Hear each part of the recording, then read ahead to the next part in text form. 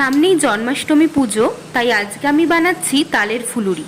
তালের ফুলুরি বানানোর জন্য আমি নিয়েছি তালের পাল্প, যেটা আমি 3-4 মিনিটের জন্য লো ফ্লেমে জাল দিয়ে নিয়েছি।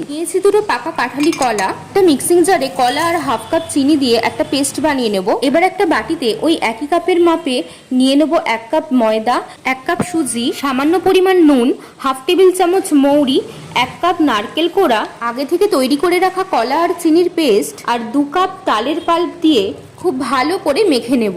ভালো করে মেখে নিয়ে আধ ঘন্টার জন্য ঢাকা দিয়ে রেখে দেব। এবার আধ ঘন্টা পর খুব সামান্য পরিমাণে বেকিং পাউডার আর বেকিং সোডা দিয়ে ভালো করে মেখে নেব।